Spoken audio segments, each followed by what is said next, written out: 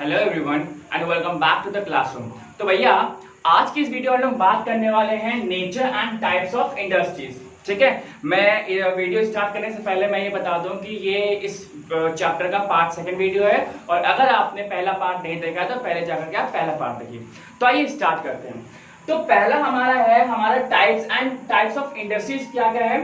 Industries जो होती है हमारी तीन टाइप की होती है। कौन कौन सी होती है? सबसे पहली है हमारी primary industries, secondary industries and the tertiary industries. तो जैसा कि आप लोग को पता है, प्राइमरी मतलब सबसे पहला प्लेटफॉर्म आएगा, सेकेंडरी मतलब दूसरे नंबर पे आएगा, टर्शियरी मतलब तीसरे नंबर पे आएगा। तो इन तीनों में डिफरेंसेस क्या क्या होते हैं आइए देखते हैं। तो अगर हम लोग पहले ही बात करें प्राइमरी की, तो प्राइमरी मींस की फर्स्ट स्टेज क्या होता है। तो उस प्राइमरी इंडस्ट्री पे हमारी दो सब इंडस्ट्रीज आती है हमारी। पहला है एक्सट्रैक्शन इंडस्ट्रीज और दूसरा है हमारा genetic industries. Okay, extraction industries क्या होता है?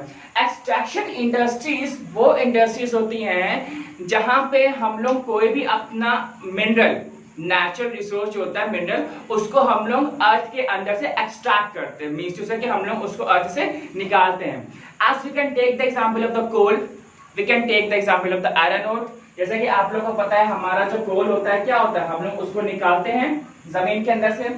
हमारा आयरन ओर होता है, हम लोग निकालते हैं उसको। ठीक है, हमारा पेट्रोलियम भी इसी में आएगा। तो हम लोग क्या कर रहे होते हैं इस एक्सट्रैक्शन में, हमारे टाइप के या हम जिस चीज को हम लोग यूज कर सकते हैं उसको हम लोग अर्थ के अंदर से निकालते हैं। क्लियर है? नेक्स्ट आता है हमारा जेनेटिक इंडस्ट्रीज। जेनेटिक इंडस्ट्रीज क्या होती है? जैसे कि हमने कहा कि प्राइमरी में हमारे दो टाइप में होते हैं। पहला हमारा एक्सट्रैक्शन है और दूसरा हमारा जेनेटिक है। जेनेटिक आप ऐसे समझ सकते हैं कि जो जीन्स से आते हैं। जीन्स मतलब जैसे कि हम लोग इसको एक्सट्रैक्ट जब करते हैं तो हम लोग अपने फायदे के लिए करते हैं। क्लियर है? और यहाँ पे जो जेनेटिक, इसको हम लोग जब काम में लेकर के आते हैं तो ये भी हमारे फायदे के लिए ही होता है। यहाँ पे अगर हम लोग एग्जाम्पल दे तो यहाँ पे सबसे बेस्ट एग्जाम्पल ये होगा राइनो। यहाँ पे क्या है? राइनो। ठीक है, राइनो हो गया, टाइगर हो गया। जैसे आप लोग ये जानते होंगे जो राइनो है और जो टाइगर है, हमारी बहुत सारी ऐसी स्पीशीज हैं जो हमारे इस दुनिया से विलुप्त हो चुकी है, जो एक्सटिंक्ट हो चुकी है। ठीक है, अब वो दोबारा कभी नहीं आ सकती। उन्हीं में से हमारा एक ये राइनो भी है और एक हमारा टाइगर भी है। जैसे आप लोग को पता होगा, शायद आप लोगों में से बहुतों को नहीं पता होगा कि जो राइनोस वगैरह हैं या जो हमारी ऐसी स्पीशीज हैं जो हमारी एक्सटिंक्ट होने वाली हैं, शायद ये भविष्य में आने वाले सालों में वो हो जाएंगी। तो हमारे जो साइंटिस्ट हैं वो करते क्या है, राइनो का जो मेल स्पर्म होता है, ठीक है, और जो फीमेल जो एग होता है उसको वो लोग कलेक्ट करके उसको फ्रीज करके रख लेते हैं। और ऐसे बाकी स्पीशीज भी कर रहे हैं। ऐसा क्यों करते हैं कि इन फ्यूचर अगर ये स्पीशीज अगर हमारी एक्सटिंक्ट हो जाती है, गायब हो जाती है और इसका एक भी हमारा मेल और फीमेल नहीं बचता है, एक भी पेयर नहीं बचता है, तो ये लोग क्या करेंगे, उस स्पर्म्स और उस एग को फ्यूज करके वो जो स्पीशीज है उसको वापस से हम लोग जनरेट कर सकते हैं। क्लियर है? तो यहाँ पे हम लोगों ने अपने फायदे के लिए हमने एक्सट्रैक्शन इतना कर लिया है कि हमारा कभी ना कभी एक टाइम ऐसा आएगा कि पेट्रोलियम या डीजल हमारा खत्म हो जाएगा। इसीलिए आप इसको इस तरीके से समझ सकते हैं कि हमारे बहुत सारे जो व्हीकल्स हैं और जो बहुत सारी जो ऑटोमोबाइल्स की जो कंपनीज हैं वो हमारे इलेक्ट्रिक पे आ गई हैं। क्लियर है? हमने इसको भी इतना यूज कर लिया है कि हमारे जो बहुत सारे एनिमल्स ऐसे हैं जिसको हम लोग पहले ही गायब कर चुके हैं। और जो टाइगर बचा हुआ है, लॉयन है, राइनो है, हमारे जो एलिफेंट के जो टस्क होते हैं, हम लोग अपने सेटिस्फैक्शन के लिए हम लोग इनको बेचारों को मार देते हैं। ठीक है, तो यहाँ पे जो हमारी पहली इंडस्ट्रीज आती है प्राइमरी इंडस्ट्री। ठीक है, यहाँ पे हमारी कितने टाइप की है? दो टाइप की होती है, एक है हमारा एक्सट्रैक्शन और दूसरा हमारा जेनेटिक। क्लियर है? तो नेक्स्ट है हमारा सेकेंडरी इंडस्ट्रीज। तो सेकेंडरी इंडस्ट्री क्या होता है? जैसे कि आप लोग जानते हैं सेकेंडरी हमारा क्या है, प्राइमरी के बाद वाला स्टेज है सेकेंडरी। ठीक है, तो यहाँ पे क्या है, पहला है हमारा मैन्युफैक्चरिंग और दूसरा है हमारा कंस्ट्रक्शन। तो हम लोग पहले मैन्युफैक्चरिंग देखते हैं। मैन्युफैक्चरिंग हम लोगों ने क्या कहा, जैसे कि हमने पहले बताया कि हम लोग यहाँ पे एक्सट्रैक्शन निकालते हैं, कोल निकाल लिया हमने, आयरन ओर निकाल लिया। अब आयरन ओर के साथ हम लोग करेंगे क्या? उसका अचार तो डालेंगे नहीं, नॉर्मल सी बात है। तो मैन्युफैक्चरिंग में हम लोग करते क्या है, उस किसी भी चीज को या किसी प्रोडक्ट को हम लोग मैन्युफैक्चर करते हैं, ठीक है। आयरन ओर हमने निकाला, तो आयरन ओर का हम लोग यहाँ पे किससे क्या मैन्युफैक्चर कर सकते हैं, नॉर्मल सी बात है, जो जितनी भी हमारी स्टील की शीट्स आती हैं वो कर सकते हैं, हमारी जो गाड़ियां बनती, लोहे की जो गाड़ियां बनती हैं वो हमारा मैन्युफैक्चरिंग सेक्टर में आता है, ठीक है। तो जितने भी हमारी बाइक वगैरह होती है या कार वगैरह होती है, तो वो हमारा क्या होता है, वो हमारी मैन्युफैक्चरिंग यूनिट में आती है, हम लोग उस चीज को बनाते हैं। लोहे के दरवाजे हो गए, आपकी अलमीरा वगैरह हो जाती है, तो वो आपका मैन्युफैक्चरिंग में आता है, ठीक है। नेक्स्ट आता है हमारा कंस्ट्रक्शन। कंस्ट्रक्शन क्या होता है, जैसा कि नाम में ही कंस्ट्रक्ट है, तो कंस्ट्रक्ट मतलब क्या होता है, बनाना, ठीक है। यहाँ पे हम लोग क्या बनाते हैं, यहाँ पे हम लोग बिल्डिंग बनाते हैं करके, ठीक है। बिल्डिंग हो जाएगा, आपका रोड कंस्ट्रक्शन हो जाता है, आपका डैम हो जाता है, तो यहाँ पे हम लोग इतनी सारी चीजें बनाते हैं, जो कि हमारा यहाँ प्राइमरी के बाद वाला होता है, मतलब यहाँ पे हम लोग एक्सट्रैक्ट करेंगे चीजें और यहाँ पे आकर हम लोग बनाएंगे, ठीक है। ये हमारा सेकेंडरी है। नेक्स्ट आता है हमारा टर्शरी। टर्शरी क्या होता है भाई, हमने प्राइमरी में चीजें निकाल ली, सेकेंडरी में चीजें हमने मैन्युफैक्चर भी कर ली, कंस्ट्रक्ट भी कर लिया, अब मैन्युफैक्चर करने के बाद हम लोग करेंगे क्या उस चीज का, ठीक है। तो वहां पे होता क्या है, टर्शरी इंडस्ट्री हमारी एक ऐसी तीसरी टाइप की इंडस्ट्री है जिसको हम लोग क्या करते हैं, ये जो बना है, बाइक बनी है, कार बना है, या हमने एक्सवाइजेड कुछ भी बना है, अलमीरा बना है आपका, तो उसको हम लोग ट्रांसपोर्ट करेंगे, ठीक है। ट्रांसपोर्ट करेंगे, उस चीज को कहीं पे रखेंगे, जो हमारा बल्क में सामान होता है उसको हम लोग वहां पे रखते हैं, एक हमारा वेयर हाउस होगा, फिर हमारे इंडस्ट्रीज जो होती हैं वहां पे कई सारे इंस्टीट्यूशंस ऐसे होते हैं जहां पे हम लोग उसको मतलब कि फंड्स वगैरह देते हैं, ठीक है। तो सबसे पहला इसमें हमारा ट्रांसपोर्टेशन है, वेयर हाउसिंग है, बैंकिंग है, और भी बहुत सारे होते हैं एग्जाम्पल्स, मतलब यहाँ पे और भी होते हैं, लेकिन हमने यहाँ पे सिर्फ बेसिक्स दे लिए ताकि आपको अच्छे समझ में आ जाए। तो ट्रांसपोर्टेशन क्या होता है कि अगर हमने मान लीजिए किसी फैक्ट्री में बाइक बनी है हमारी बहुत सारी, मान लीजिए 1000 बाइक बन गई है, ठीक है।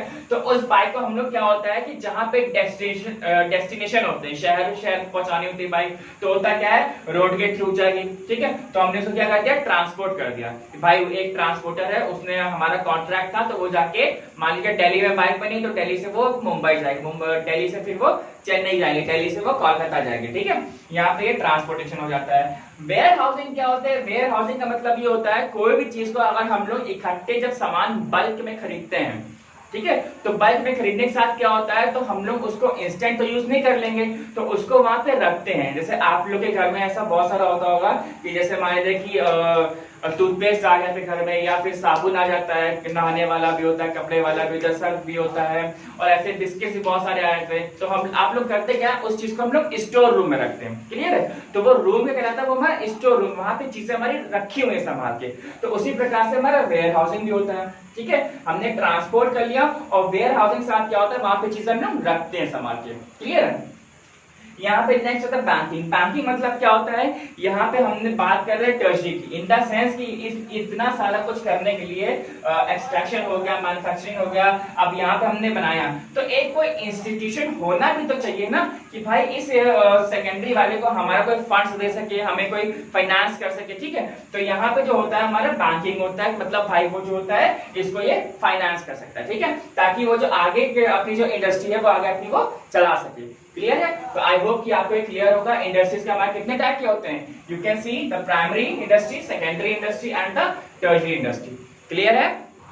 हाँ, तो नेक्स्ट टॉपिक है हम लोगों का meaning and the nature of the commerce. Okay, चलिए देखते हैं क्या होता है। सर हम लोगों ने कॉमर्स बहुत बार सुना है कि भाई कॉमर्स होता क्या है, और जब भी हम लोग अभी आप लोग क्लास 9th में आए हुए हैं, तो आप लोग के पास भी दो स्ट्रीम्स है, एक थी आपके पास साइंस और दूसरी थी आपके पास कॉमर्स।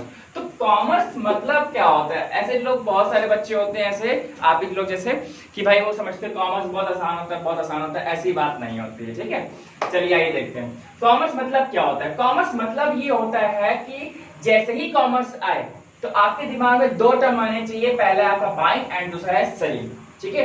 ये क्या होता है कि भाई बाइंग मतलब होता है कुछ खरीदारी करना, कुछ खरीदना, सेलिंग मतलब होता है उसको बेचना, ठीक है।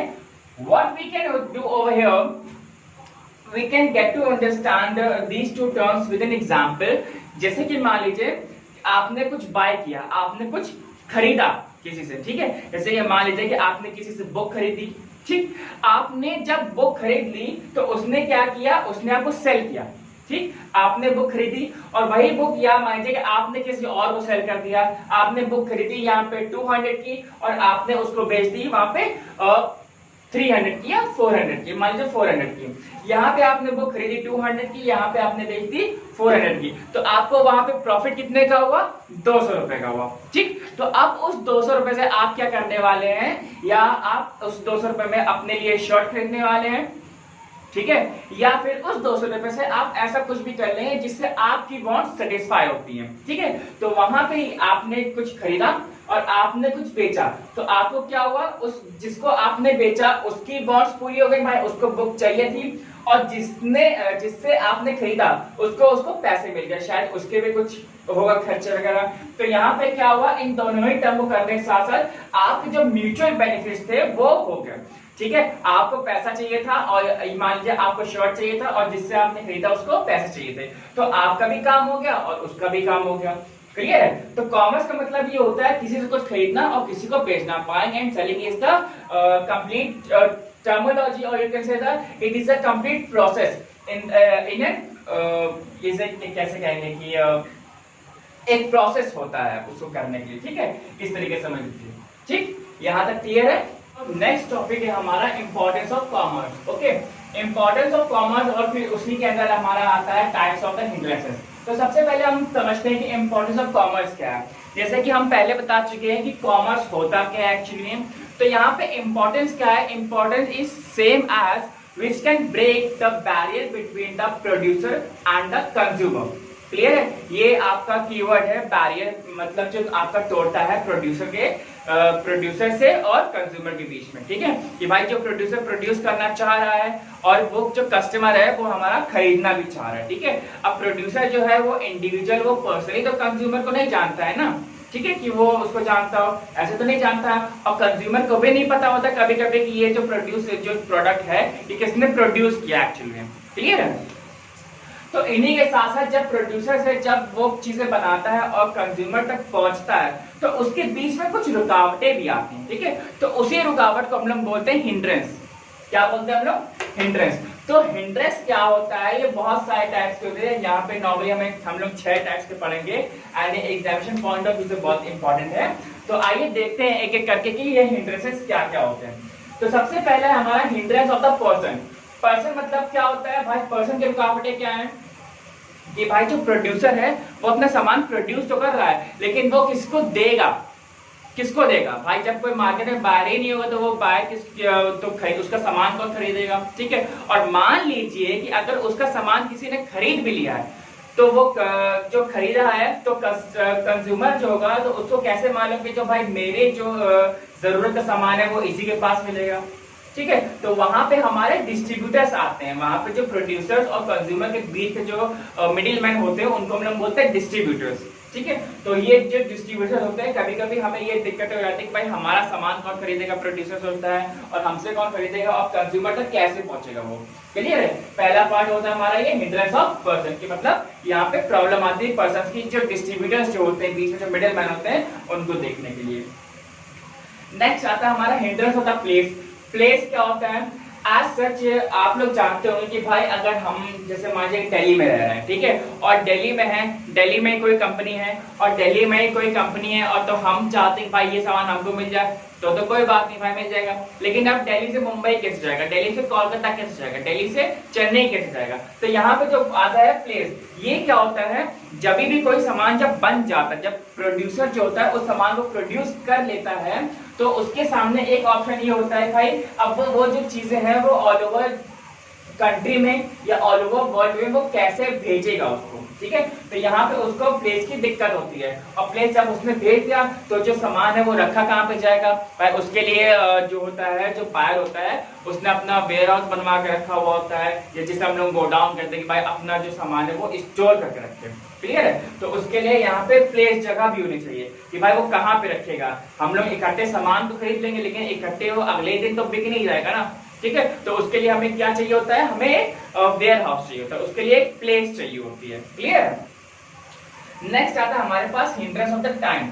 What is time?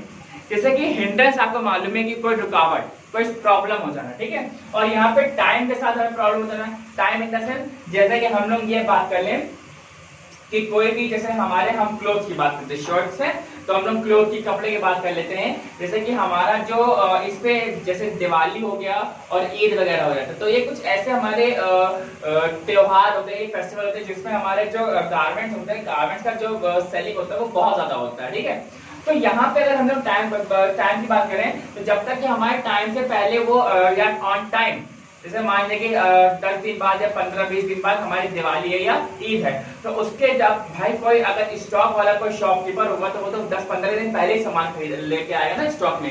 तो अब अगर उसके पास स्टॉक में टाइम से सामान ही नहीं पहुंच रहा है तो जो कस्टमर होगा उसको क्या देगा, ठीक है। तो इसलिए जो टाइम का जो एक स्लॉट होता है हमारे हिंड्रेंस में, वो भी एक इंपॉर्टेंट होता है कि हमारा जो टाइम के बियॉन्ड नहीं होना चाहिए, ठीक है। और वैसे भी दिवाली के बाद पटाखे कोई नहीं छुड़ाता, ठीक है। तो इसलिए जो हमारा जो टाइम होता है वो हमारा बहुत इंपॉर्टेंट होता है कि हाँ हमें इस डेडलाइन तक, मान लीजिए आपकी 25 तारीख को ईद है, तो ये जो शॉपकीपर होगा वो यही है कि भैया 10 तारीख या 5 तारीख तक हमको इतना जो स्टॉक है वो हमको चाहिए ही चाहिए, वो मैंडेटरी हो जाता है, क्लियर है।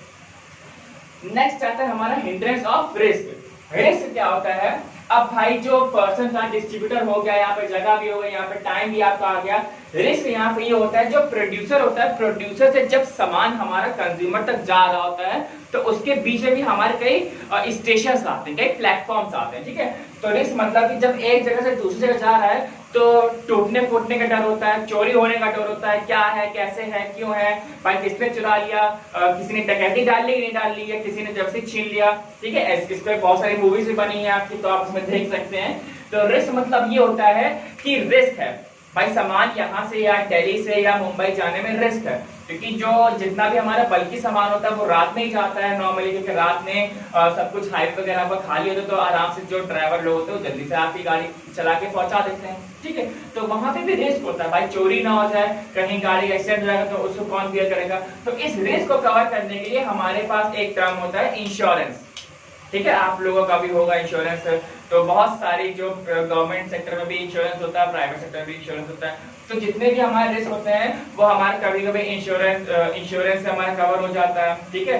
या जो हमारे जो बिजनेसमैन होता है वो भी कभी कभी बियर कर लेते हैं। रिस्क हमारा वहां पे बहुत ज्यादा होता है जब भी हम लोग ओवरसीज जब ट्रांजेक्शन कर रहे होते हैं, तो हमारा समुद्र के थ्रू जो सी होता है उसके थ्रू जब हमारा वन कंट्री से अनदर कंट्री या किसी फॉरेन कंट्री में जा रहा होता है, तो वहां पे मान लीजिए कभी बाढ़ आ गई, सॉरी बाढ़ क्यों आएगी भाई, है ना, मान लीजिए कभी फ्लड आ गया या सुनामी वगैरह आ गई, तो वहां पे जो चीजें होती है वहां पे रिस्क होता है। कभी कभी जो पायरेट्स होते हैं, जो समुद्री लुटेरे जिसे हम लोग बोलते हैं, उन्होंने सामान चुरा लिया, तो उसका हम लोग क्या करेंगे, तो वहां पे हमारा हम लोग उस जो प्रोडक्ट होता है उसका जो प्रोड्यूसर होता है उस अपने सामान का क्या कराता है, इंश्योरेंस कराता है, क्लियर। नेक्स्ट आता है हिंड्रेंस ऑफ द फाइनेंस। ये थोड़ा सा ज्यादा इंपॉर्टेंट है, हिंड्रेंस ऑफ फाइनेंस। ये अक्सर ही हर एक सेक्टर में जो हर एक जो कंपनी कॉर्पोरेट होता है उसके लिए होता है कि भाई फाइनेंस कहाँ से लेकर के आएंगे हम लोग, ठीक है। तो फाइनेंस जो होता है भाई, जैसे फाइनेंस पैसों की बात हो रही है, भाई पैसों में रुकावट आ रही है, हम कंपनी में कैसे पैसे लगाएंगे, तो यहाँ पे ये चीजें होती है कि भाई फाइनेंस जो होता है हमारा किससे मिल जाए, हमको बैंकिंग सेक्टर से मिल जाता है, या कोई जो हमारा इंस्टीट्यूशन होता है या उससे हमें हो जाता है फाइनेंस, ठीक है। नेक्स्ट आता है हमारा hindrance of the knowledge. Hindrance of knowledge मतलब क्या होता है कि नॉलेज की कमी होती है, मतलब कि ऐसे बहुत सारे लोग होते हैं उनको यही नहीं मालूम होता है कि भाई मार्केट में कौन सा नया फोन आया है, या ओप्पो का है या वीवो का है, कौन सा नया फोन आया है, नोकिया का भी आया है क्या, नोकिया का आ गया, अच्छा ये वर्जन आया है, अच्छा वो वर्जन आया है, तो उनको मालूम ही नहीं होता। अच्छा ये लैपटॉप नया कंपनी ने लॉन्च कर दिया, ये हो गया, तो उनको मालूम ही नहीं होता, ठीक है। तो यहाँ पे हिंड्रेंस ऑफ नॉलेज मतलब क्या होता है कि नॉलेज की कमी होना। कभी कभी यही चीजें होती हैं, कभी कभी क्या होता है कि जितने भी हमारे जो बड़े बड़े ब्रांड्स होते हैं, प्यूमा, नाइकी हो गया, एडिडास हो गया, तो इन लोगों की जो ये जो प्रोडक्ट बनाते हैं इनकी कॉपी भी बनने लगती है, ठीक है। तो उस वो कॉपी बनने के चक्कर में होता क्या है, मान लीजिए कॉपी ही होती है, ठीक है, वो ओरिजिनल आप नहीं कर सकते उसको। तो वहां पे जब कॉपी बनती है तो चीजें क्या होती हैं, वो उसकी क्वालिटी खराब होती है, और जब क्वालिटी खराब होती है तो उस ब्रांड की जो इमेज होती है वो थोड़ी सी गिर जाती है, क्लियर है? तो वहां पे हमें नहीं होना चाहिए। तो इसको नॉलेज के लिए हम लोग क्या करते हैं, हम लोग मैगजीन्स में या पेपर में आपको ऐड मिलता होगा या फ्लैक्स में ऐड चलता है, टीवी पे ऐड चलता है, तो ये बताने के लिए हाँ भाई ये जो कंपनी हमारी जो कंपनी है इसने ये करके बनाया हुआ है। हमारा जो बॉर्नवीटा है, अब बॉर्नवीटा दूध वाला तो आता है, अब बॉर्नवीटा का हमारा बिस्किट भी आता है, ठीक है। पैंटीन शैम्पू तो बनाता ही है, लेकिन पैंटीन हमारा कंडीशनर भी देता है। डव में हमारा 1/4 क्या है, क्रीम है। तो ये सबको पता है कि हाँ भाई डव में जो है 1/4 क्रीम है, क्लियर है। तो ये कुछ हमारे टैग्स ऑफ इंटरेस्ट थे। आई होप कि अभी तक आपको ये सब क्लियर होगा। तो आज की इस वीडियो में बस इतना ही, और आगे की वीडियो देखने के लिए चैनल को सब्सक्राइब करिए। Till then bye bye and thank you.